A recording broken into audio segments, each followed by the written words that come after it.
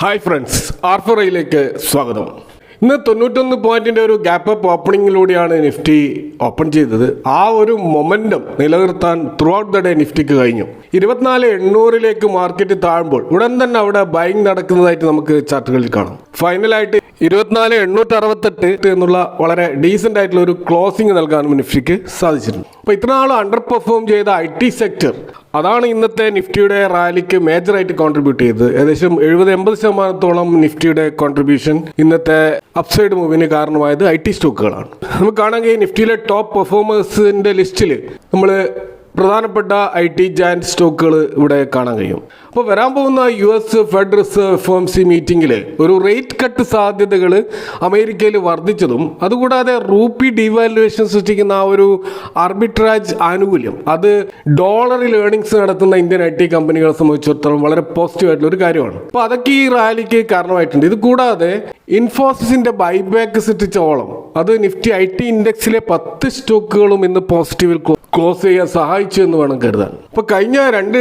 Trading സെഷനിൽ IT സ്റ്റോക്കുകൾക്കെതിരെ വന്ന ധാരാളം വാർത്തകൾ, ബേസ്ലെസ് ആയിട്ടുള്ള പല വാർത്തകളും IT ഇൻഡെക്സിൽ ഒരു വീക്ക്നെസ് ഉണ്ടാക്കാൻ കാരണമായിരുന്നു. അപ്പോൾ US അവതരിപ്പിക്കാൻ പോകുന്ന ഹയർ ആക്ട് അതിന് ബേസ് ചെയ്തുകൊണ്ടാണ് പല റൂമേഴ്സും പ്രചരിച്ചത്. എന്നാൽ യഥാർത്ഥത്തിൽ ഈ ഒരു ഹയർ ആക്ട് അത് ഒരു ഭീഷണിയല്ല എന്ന തിരിച്ചറിവ് പൊതുവെ മാർക്കറ്റിലുണ്ടായിട്ടുണ്ട്. അപ്പോൾ എന്താണ് ഈ ഹയർ ആക്ട് എന്ന് നമ്മൾ നോക്കിക്കഴിഞ്ഞാൽ അതിന്റെ full form halting international relocation of employment act 2025 എന്നാണ്. അപ്പോൾ ഇത് US അവരുടെ സെനറ്റിൽ അവതരിപ്പിക്കാൻ പോകുന്ന ഒരു ബില്ലാണ്. അപ്പോൾ ഈ ബില്ല് അവതരിപ്പിക്കുന്നത് സെനറ്ററായിട്ടുള്ള ബെർണി മൊറേനോ ആണ്.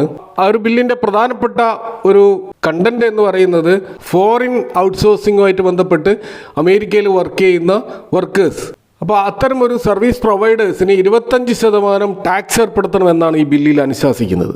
അപ്പോൾ തീർച്ചയായിട്ടും ഈ ഒരു ബില്ല് US സർവീസ് നടത്തുന്ന രാജ്യങ്ങളിലും പ്രത്യേകിച്ച് ഇന്ത്യൻ IT സെക്ടറിലും ഇതൊരു പേടി സ്വപ്നമായിട്ട് മാറിയതിൽ വലിയ അത്ഭുതമില്ല. അപ്പോൾ ഇവിടെ മീഡിയയും അനാവശ്യമായ ഒരു പാനിക് ഇവിടെ സൃഷ്ടിച്ചു എന്ന് വേണം കരുതാൻ. എന്നാൽ യഥാർത്ഥത്തിൽ ഇവിടെ അത്തരം ഒരു പാനിക് ഉണ്ടാകേണ്ടതിൻ്റെ ആവശ്യമില്ലെന്നാണ് അമേരിക്കയുടെ ചരിത്രം പറയുന്നത്. കാരണം ഇത് ആദ്യമായിട്ടുള്ള US സെനറ്റിൽ ഇത്തരത്തിലൊരു സർവീസ് മേഖലയിലുള്ള ഇമ്പോർട്ട് ടാക്സ് ഏർപ്പെടുത്താനുള്ള നീക്കം അല്ല അത്തരത്തിലുള്ള ഒരു ബില്ല് അവതരിപ്പിക്കുന്നത്. എപ്പോഴൊക്കെ ഇത്തരം ബില്ലുകൾ കൊണ്ടുവന്നപ്പോഴുണ്ടോ അപ്പോഴൊക്കെ US സെനറ്റ് അത് തള്ളിക്കളഞ്ഞിട്ടുണ്ട്. അപ്പോൾ ഒരു ബില്ല് നിയമവിധേയമാകാൻ പല കടമ്പകളും കടക്കേണ്ടതുണ്ട്. ഇപ്പോൾ സെനറ്റിൽ അവതരിപ്പിച്ചതിന് ശേഷം സെനറ്റിന്റെ കമ്മിറ്റി റിവ്യൂ ചെയ്യേണ്ടതുണ്ട്. അപ്പോൾ ഇതൊരു ഹൈലി ടെക്നിക്കലായിട്ടുള്ള ഒരു കമ്മിറ്റിയാണ്.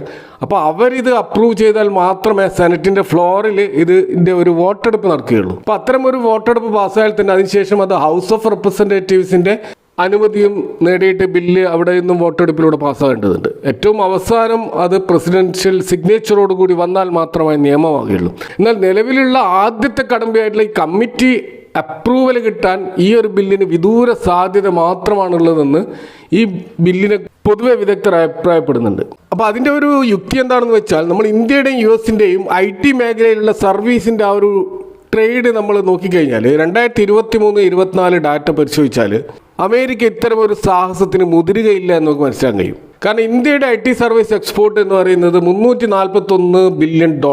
ഇന്ത്യയുടെ IT ഇമ്പോർട്ട് എന്ന് പറയുന്നത് $178 ബില്യൺ. അപ്പോൾ അവിടെ $163 ബില്യൺ ഒരു സർപ്ലസിലാണ് ഇന്ത്യ നിൽക്കുന്നത്. സ്വാഭാവികമായിട്ടും ഇന്ത്യ മോശമല്ലാത്തൊരു പൊസിഷനിലാണ് നിൽക്കുന്നത്. എന്നാൽ അമേരിക്കയുടെ IT എക്സ്പോർട്ട് എന്ന് പറയുന്നത് 1.05 ട്രില്യൺ ആണ്. അവിടെയുള്ള ഗൂഗിള്, ഫേസ്ബുക്ക്, ആമസോൺ പോലെയുള്ള പല ടെക്നോളജി പ്ലാറ്റ്ഫോമുകളും അതിൻ്റെ വേൾഡ് വൈഡ് ആയിട്ടുള്ള പ്രസൻസ് എന്ന് പറയുന്നത് വളരെ വലുതാണ്. എന്നാൽ US IT ഇമ്പോർട്ട് എന്ന് പറയുന്നത് 734 ബില്യൻ്റെ ഒരു ഇമ്പോർട്ടാണ്. അപ്പോൾ ഇവിടെ 315 ബില്യൻ്റെ ഒരു സർപ്ലസിലാണ് US നിൽക്കുന്നത്. അപ്പോൾ ഇത് ഏത് രാജ്യത്തിൻ്റെ IT അല്ലെങ്കിൽ ടെക്നോളജി സർപ്ലസ് നോക്കിക്കഴിഞ്ഞാലും അമേരിക്കയാണ് ഏറ്റവും മുന്നിൽ നിൽക്കുന്നത്. അപ്പോൾ അത് കാനഡ, ചൈന, ഓസ്ട്രേലിയ ഇതിനേക്കാളൊക്കെ മെച്ചപ്പെട്ടതാണ്. ഇന്ത്യയുടെ ഡബിളാണ് എന്ന് നമുക്ക് കാണാൻ കഴിയും. അപ്പോൾ ഇത്തരത്തിലുള്ള ഒരു ടാക്സ് അമേരിക്ക കൊണ്ടുവരികയാണെങ്കിൽ തീർച്ചയായിട്ടും അത് തിരിച്ചടി നൽകാൻ പോകുന്ന അമേരിക്കയ്ക്ക് തന്നെയാണ്. കാരണം ഓൾറെഡി യൂറോപ്യൻ യൂണിയനും കാനഡയും ഡിജിറ്റൽ ടാക്സ് ഏർപ്പെടുത്തുമെന്ന് അമേരിക്കയോട് ഭീഷണിപ്പെടുത്തുന്നുണ്ട്. അത്തരത്തിലൊരു ഡിജിറ്റൽ ടാക്സ് എല്ലാ രാജ്യങ്ങളും ഏർപ്പെടുത്താൻ പോയി കഴിഞ്ഞാൽ തീർച്ചയായിട്ടും ഇവിടെ നമ്മൾ ഉപയോഗിക്കുന്ന ഗൂഗിളിനായാലും അതുപോലെ തന്നെ ആമസോണിനായാലും അതുപോലെ മറ്റ് ടെക്നോളജി പ്ലാറ്റ്ഫോമുകൾക്കും വലിയ തോതിലുള്ള തിരിച്ചടിയാകും. അപ്പോൾ അതുകൊണ്ട് തന്നെ ഇത്തരത്തിലുള്ള ഒരു സെറ്റ് ബാക്കിന് ഒരിക്കലും അമേരിക്ക തയ്യാറാവുകയില്ല. അതുകൊണ്ട് തന്നെ ഈ ബില്ല് ഒരിക്കലും പാസ്സാവുകയില്ല എന്നാണ് പൊതുവെ വിലയിരുത്തപ്പെടുന്നത്. എങ്കിലും നമുക്കറിയാം ട്രംപ് എന്ന് പറയുന്ന ഹൈലി അൺപ്രഡിക്റ്റബിൾ ആയിട്ടുള്ള ഒരു ക്യാരക്ടറാണ്. അദ്ദേഹം ഇത്തരത്തിലുള്ള വരായികളൊന്നും ചിലപ്പോൾ ആലോചിക്കണമെന്നില്ല. അദ്ദേഹത്തിൻ്റെ കൃത്യമായിട്ടുള്ള എക്സ്ട്രീം റൈറ്റ് വിങ് അജണ്ട ഉണ്ട്. അത് നടപ്പിലാക്കാനുള്ള ഏതറ്റം വരെയും അദ്ദേഹം ചിലപ്പോൾ പോയെന്ന് വരാം. അതുകൊണ്ട് തന്നെ നിലവിൽ IT സെഗ്മെൻറ്റിൽ ഉണ്ടായിട്ടുള്ള ഈ ഒരു അപ്സൈഡ് മൂവ് നമ്മൾ വളരെ കോഷ്യസ് ആയിട്ട് അപ്രോച്ച് ചെയ്യേണ്ട ഒരു കാര്യമാണ്. ഇവിടെ മറ്റൊരു കാര്യം നടന്നിട്ടുള്ളത് ഇൻഫോസിസിൻ്റെ ഷെയർ ബൈബാക്കാണ്. അവർ ഷെയർ ബൈബാക്ക് പ്രഖ്യാപിച്ചുകൊണ്ട് IT സെക്ടറിലെ ഇൻവെസ്റ്റേഴ്സിന് ഒരു കോൺഫിഡൻറ്റ് ഉയർത്തുന്ന തരത്തിലുള്ള ഒരു റെഗുലേറ്ററി ഫയലിംഗ് ആണ് അവർ ഫയൽ ചെയ്തിട്ടുള്ളത്. അപ്പോൾ ഇന്ത്യയിലെ സെക്കൻഡ് ലാർജസ്റ്റ് IT കമ്പനിയായ ഇൻഫോസിസ് ഒരു ബൈബാക്ക് നടത്തുക എന്ന് പറയുമ്പോൾ തീർച്ചയായിട്ടും അത് മാർക്കറ്റിലുണ്ടാക്കുന്ന ഇമ്പാക്റ്റ് ചെറുതല്ല. അപ്പോൾ സെപ്റ്റംബർ 11 നടക്കുന്ന അവരുടെ ഡയറക്റ്റ് ബോർഡ് മീറ്റിങ്ങിൽ ഇതിൻ്റെ ഒരു ഫൈനൽ തീരുമാനം ഉണ്ടാകും. ഇപ്പോഴും ബൈബാക്ക് പ്രഖ്യാപിച്ചിട്ടില്ല. ബൈബാക്കിൻ്റെ ഒരു പ്രപ്പോസൽ മാത്രമാണിത്. ബൈബാക്ക് പ്രഖ്യാപിച്ചാൽ മാത്രമേ നമുക്കിത് പ്രാബല്യത്തിൽ വന്നു എന്ന് പറയാൻ കഴിയുള്ളൂ. അപ്പോൾ അത്തരത്തിലൊരു അപ്രൂവൽ ആ ഒരു മീറ്റിംഗ് നൽകുകയാണെങ്കിൽ ഇൻഫോസിസിൻ്റെ 5ാമത്തെ ഒരു ഷെയർ ബൈബാക്ക് ഹിസ്റ്ററിയാണിത്. അപ്പോൾ അവർ 2017 ആദ്യമായിട്ട് ഷെയർ ബൈബാക്ക് നടത്തിയിരുന്നു. അന്ന് ഏകദേശം 1150 എന്ന പ്രൈസിലായിരുന്നു അവർ ഷെയർ ബൈബാക്ക് നടത്തിയത്. അതുപോലെ രണ്ടാമത്തെ അവരുടെ ബൈബാക്ക് പ്രഖ്യാപിച്ചത് 2019 അതേപോലെ മറ്റൊരു ബൈബാക്ക് ഇവർ നടത്തിയത് 2021 അന്ന് 1750 എന്ന പ്രൈസിലായിരുന്നു ബൈബാക്ക് നടത്തിയത്. IT സെഗ്മെൻറ്റിൽ വമ്പിച്ച റോബസ്റ്റ് ആയിട്ടുള്ള ഒരു ഡിമാൻഡ് വർദ്ധിച്ചപ്പോഴാണ് അത്തരത്തിലൊരു ബൈബാക്ക് അവർ നടത്തിയത്. അതുപോലെ ഏറ്റവും അവസാനം ഇവർ നടത്തിയത് 2022 ബൈബാക്ക്. അന്ന് 1850 പ്രൈസ്. അപ്പോൾ ഇത്തരത്തിലൊരു ബൈബാക്ക് നടത്തുമ്പോൾ നമുക്കറിയാം അവിടെ ഔട്ട്സ്റ്റാൻഡിങ് ഷെയർസ് കുറയും.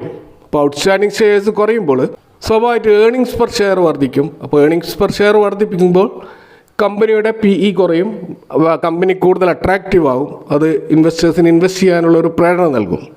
കൂടാതെ പൊതുവേ ഷെയർ ബൈബാക്ക് നടത്തുന്നത് ടെൻഡർ റൂട്ടിലായിരിക്കും. അപ്പോൾ അതുകൊണ്ട് തന്നെ ഒരു പ്രീമിയം പ്രൈസിലായിരിക്കും ആ ബൈബാക്ക് നടക്കുക.